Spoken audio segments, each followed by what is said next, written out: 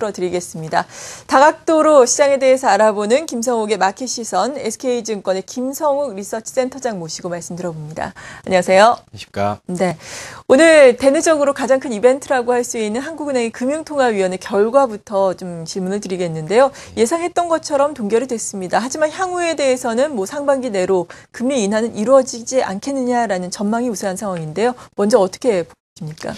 예, 그렇습니다. 오늘 기준금리 동결을 결정하셨죠. 그래서 사실 한국 경제 상황이 녹록치 않고 쉽지 않다는 거는 다 염두를 두셨을 겁니다. 근데 단지 이제 최근에 미국 재정 절벽의 문제, 위험 어떤 완화가 됐다든지 아니면 중국의 경제 지표 호전 등등의 이제 대외적 여건들이 많이 또 개선되는 모양이고요.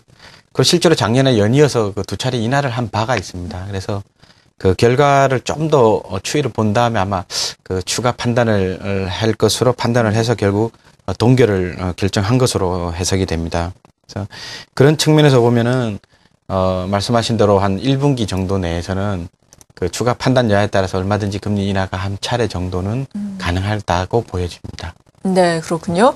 그리고 오늘 환율도 좀 짚어봐야 할 사항 중에 하나입니다. 달러화에 대한 원화 환율이 지금 1,060원대를 하회하고 있는데 엔화가 계속해서 약세를 보이는 것도 그 배경이 된다라고 할 수가 있겠습니다. 일본 같은 경우에도 또 21일과 22일 일본 중앙은행의 통화정책회의도 또 예정이 되어 있는 상황인데요. 물가 목표 상향 여부가 상당히 관건이다라고 들었거든요. 이러한 부분과 관련해서 우리가 확인해야 될 사항들은 어떤 것들이 있는 건가요? 예, 실제로 정책회의에서 22일 정책회의에서 물가 목표치를 기존에 1%에서 2%로 1% 상향 조정할 가능성이 매우 높습니다. 예, 그 정도로 이제 경기 부양에 대한 의지가 강하다라는 게 일본 아베 정권의 방침이죠. 그래서 그에 따라서 이제 엔화 약세라는 부분이 쉽게 꺾이겠느냐는 부분에 대해서 전반적으로 좀 추가 약세 가능성이 높다라고들 많이들 판단하고 있을 겁니다.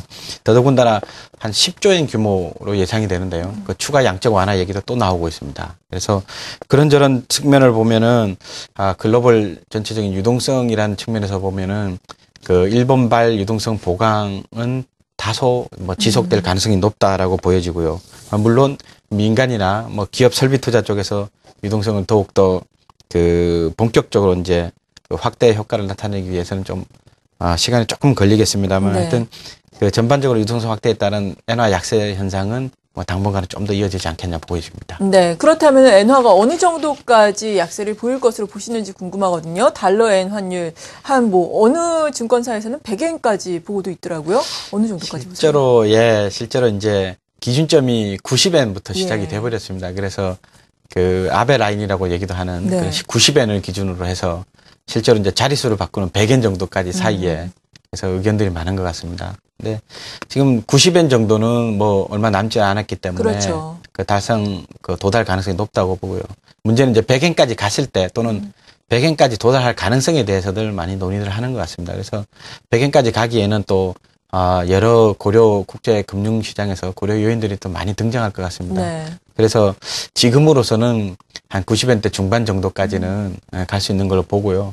그리고 실제로 일본의 제조업 경기가 실제로 효과를 발휘하는 수준이 그러면 90엔인지 100엔인지 정도에 대해서 이론들이 많습니다. 그래서 일단은 95원 정도 중순까지는 가더라도 추가 부분에 대해서는 다시 한번 시장에서 있던 논의들이 많이 활발할 것으로 예상이 됩니다. 네, 이렇게 엔화 약세가 계속해서 이어지고 있는 가운데 원화는 강세 기조를 유지를 하고 있습니다. 앞서 말씀드린 것처럼 1,060원 선이 깨지면서 1,050원대까지 지금 내려간 상황인데요.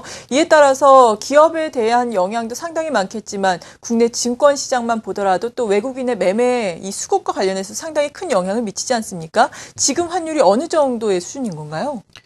사실 이제 1,060원이라는 숫자가 좀 의미가 있습니다. 근데 이 숫자가 지난 2011년 8월로 기억됩니다. 그때 미국 신용 등급 하향할 때 직전 수준입니다. 그래서 워낙 환율이 이제 밑으로 내려갔다는 거는 직전 수준인 한국의 어떤 신용 크레딧 이런 부분이 이제 상태까지 반영이 이제 돼버렸다라는 정도입니다. 그래서 자체로 보면 나쁜 건 아닙니다. 근데 말씀하신 대로 이제 그 1,060원을 과감하게 지금 깨고 1,050원대로 내려갔는데 그 배경이 아무래도 크게는 엔화 약세는 전반적인 분위기 하에서 우리나라 펀더멘탈에 대해서 아직은 의심들을 안 하고 있지 않습니까? 네. 그래서 신용등급이 상승한 바도 있고 해서 외국인 자금들이 몰려오는 상황이기 때문에 그래서 추가 원 달러 환율의 좀 하락의 가능성은 사실은 좀 더 있어 보입니다. 네. 그래서 그런 측면에서 보면은 지금 오늘 외국인 선물 매도가 좀 많은 걸로 보이는데요. 그렇죠.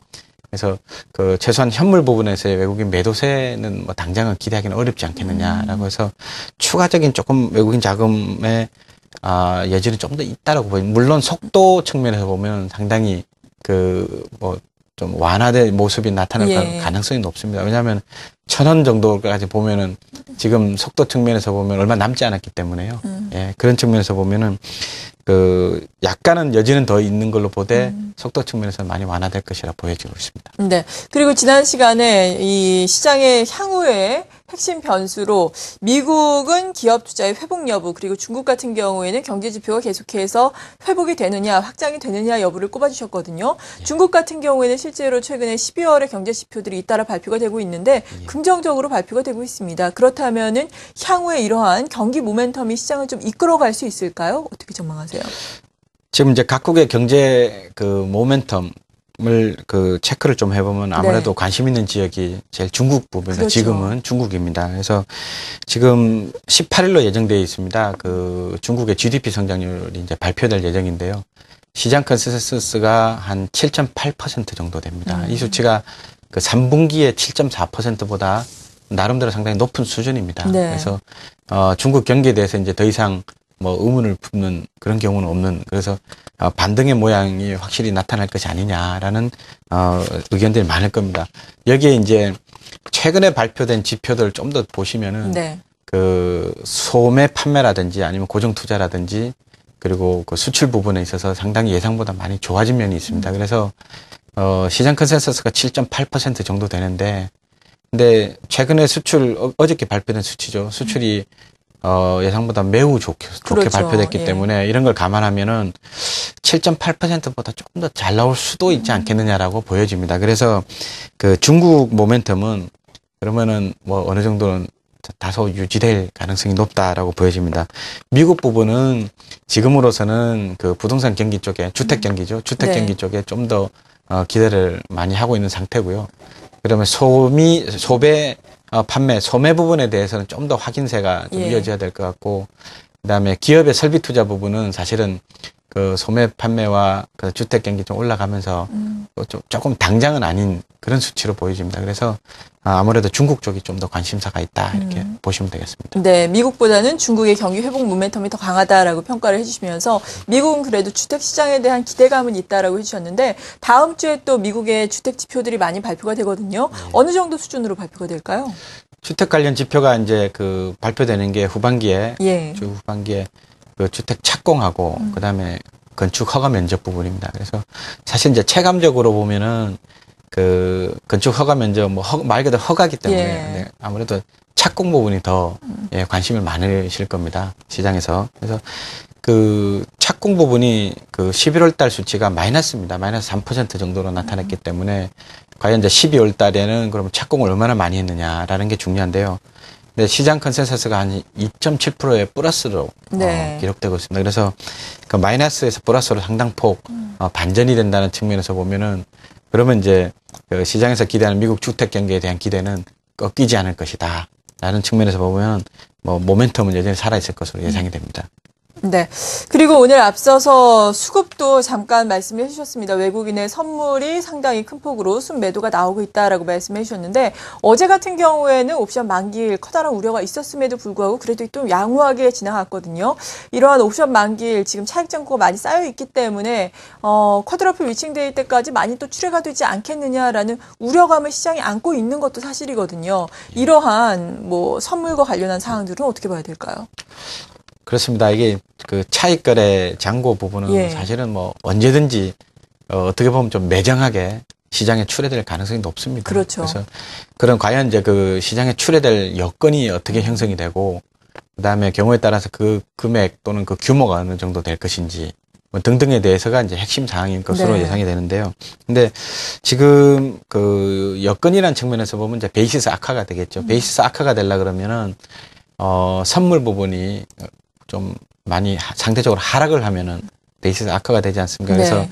선물 부분들의 하락은 사실 그 시장에서 외인이든 특정 세력이 많이 좀 과감한 매도세가 나오면은 베이시스 악화돼서 사실 그런 증상이 오늘 정도 벌어지는 예. 걸로 지금 판단이 됩니다. 그래서 베이시스 줄고 그다음에 차익 매도가 지금 꾸준히 계속 나오고 있고 그런 측면에서 계속 그 해소 또 유지가 되고 있다는 측면이고요. 근데 이제 근본적으로 차익 거래 그 자체도 중요하지만 외국인 최근에 이제 들어온 금액의 성격을 보면은 네. 그 차익 거래뿐만 아니라 순수히 이제 투자자 입장에서 들어온 자금들이 많습니다. 그래서 12월 말 이후에 한 달 반도 안 됐죠. 근데 한 2조 7천억 정도가 되는 걸로 저희들은 이제 파악을 하고 있습니다. 네. 이 정도 규모면은 아직은 한국 시장에 대해서 나름대로는 긍정적으로 보고 있다는 측면입니다. 그래서 이제 말씀드린 대로 그 차익거래 잔고가 그 한 6조 정도 되는데요. 네. 근데 기본적으로 이제 좀 변함이 없는 금액들을 제외하고는 3조 이상의 정도는 매물화될 수는 있습니다. 근데 당장 급하게 매물화된다기보다는 꾸준히 매물화된다는 측면에서 언제든지 시장의 변동성을 좀 확대시킬 수 있는 요인은 그건 사실입니다.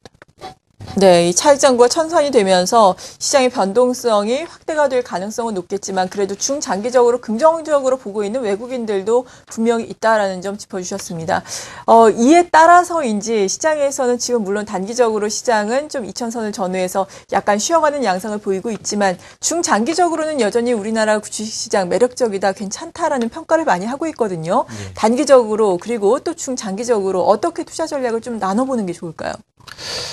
기본적으로 우리나라 시장 이제 밸류에이션을 보면 그 코스피 기준으로 이제 그 퍼 숫자가 한 8.5배 정도로 예상이 됩니다. 네. 그래서 8.5배 수준이면은 지금 선진국에 대비해서는 뭐 당연하고 같은 그 신흥 시장에 대비해서도 상당히 낮은 수준, 저평가된 수준입니다. 그래서 그런 저평가된 상황을 전제로 해서 좀 기간별로 예측을 해보면은 단기적으로는 사실 지금 그 실적 장세입니다. 실적 장세라 하면 기업들이 실적이 좋게 발표가 돼야 되는데 사실은 직전 4분기의 실적이 그렇게 좋게 발표될 것 같지는 않습니다. 그래서 네. 재료가 좀 상당히 좀 부족한 면이 있습니다. 단지 이제 뭐 글로벌 그 엔달러 환율이라든지 글로벌 유동성 부분에서 좀 의존하는 부분이 있기 때문에 사실은 실적으로 썩 좋아 보이는 장은 아닙니다. 그래서 단기 뭐 횡보 내지는 뭐 약보합 정도 수준은 예상이 되고요. 근데 이제 그 2, 3개월을 지나서 보면은 사실은 그 사이에 뭐 상승은 어느 정도 기대가 됩니다. 중국 모멘텀에 대해서 좀 기대를 할 것으로 예상이 되는데 한 2, 3개월 뒤 정도 되면은 시장에 대해서 지표에 의해서 발표된 또 의존했던 그 주가지수 부분이 사실 실적이 추가 확인되기까지의 기간이 남아있기 때문에 좀 하락세가 좀 예상이 됩니다. 그래서 중기적으로도 사실 좀 불안한 면은 좀 없지 않아 있습니다. 그래서 좀 예. 조심해야 될 부분이 있고요. 예.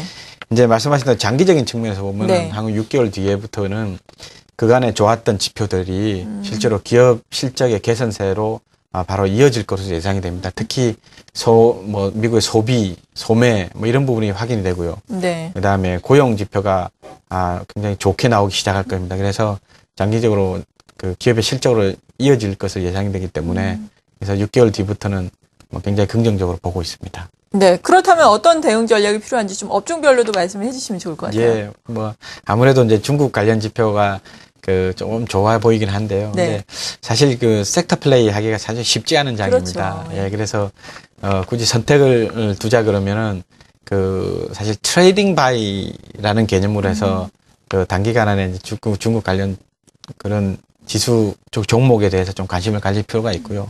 그다음에 말씀드린 대로 2, 3개월 뒤에 이제 바닥권 형성이 되면은 네. 그때 이제 미국 관련주로 다시 한번 IT라든지 한 번 더 그때 그때는 바이 앤 홀드 네. 전략도 괜찮을 것으로 보여집니다. 네, 잘 알겠습니다. 이렇게 우리가 시장을 바라보는데 필요한 여러 가지 사항들에 대해서 독특한 시각을 또 들어봤습니다. 김성욱의 마켓 시선, SK증권의 김성욱 리서치 센터장으로부터 도움 말씀 들어봤습니다. 감사합니다.